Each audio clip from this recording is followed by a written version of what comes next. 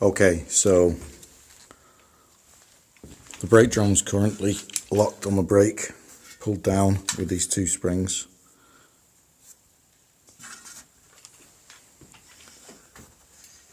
So it can't move. Well, it can if you pulled it hard enough, but the brake's pretty good.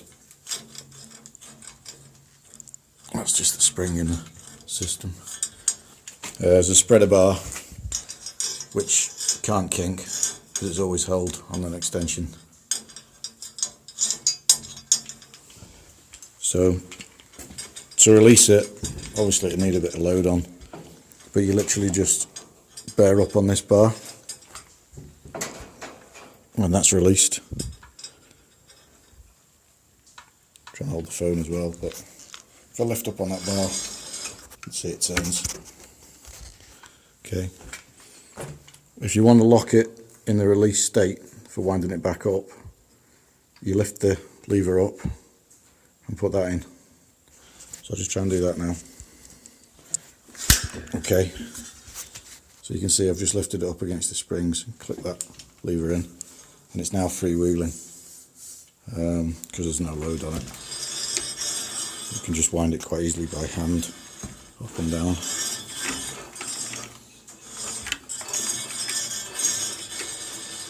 That's it.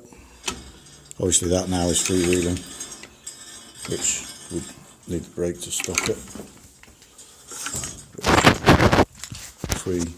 Lift the lever up again. So that freewheeling is really just for winching back up. But if we just lift the lever, this thing should fall down. There we go. And the brake's back on now. That's locked. Lift the lever. There we go. Because there's no load on it, I'll just give it a little bit of a kick, but you can see now it's just going of its own until I let go of the lever. And then again, to wind it back up, just have to try and hold the phone at the same time. Okay, so that's freewheeling again now.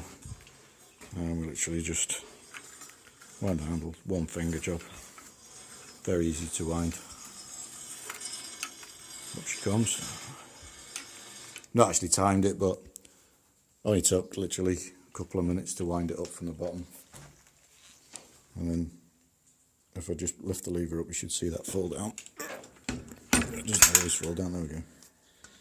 Trying to do it holding the phone. That's braked again. Okay. There's about, I estimate about 3 or 4 meters too much rope.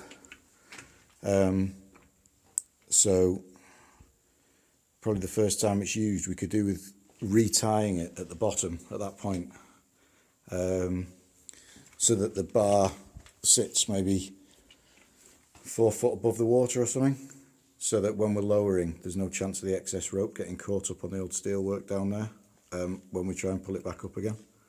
So the first person, if you let all the rope off this, it is tied in, it can't come off the end.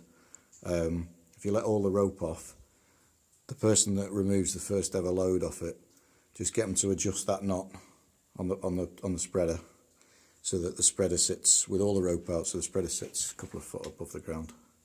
Now the only other thing is the winding handle here.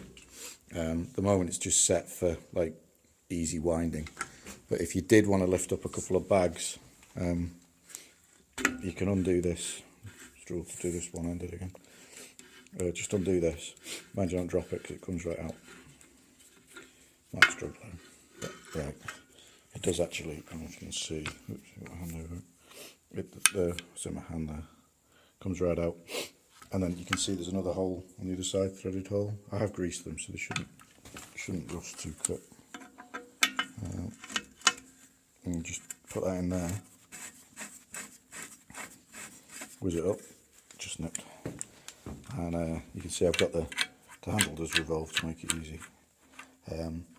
But that now, if I put it back to freewheel again I'll struggle doing this one-handed. Alright, so that's now freewheeling again. You can see now you've got a much longer lever, which if you wanted to manually lower a load, you'd have a bit more control.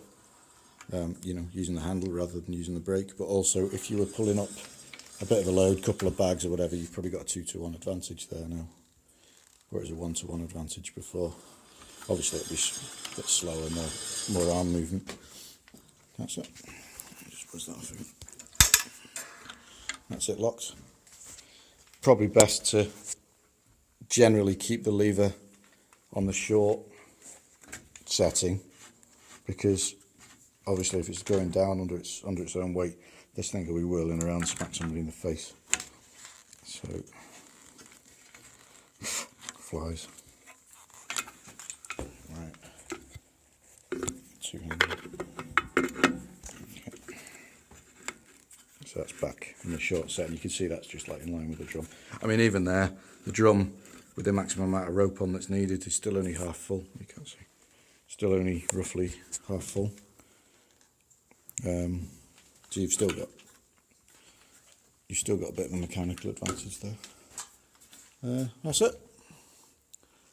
So back home for a pint. The only thing I'm not too happy about at the moment is, I didn't notice it before, but that scaff tube up there that rope sling is on, holding the pulley. And you can see it's an old rusty one. It's not, I think it's all right, but at some stage we could do with just sorting that out a bit better. But I mean, it's only 1/4 inch polypropylene. I've made the drum big enough, I think, that 10mm polypropylene would fit on it if we need to. So if we do decide to upgrade it to 10mm for heavier loads, that is an option. But I'd probably look at changing that scaff tube out for something a bit better. And to be honest, the girders that they're sat on aren't too clever anyway. This is what's holding the whole shaft up. Not too clever, but anyway, try not to look. So that's the UCET Mawr winch. There we go.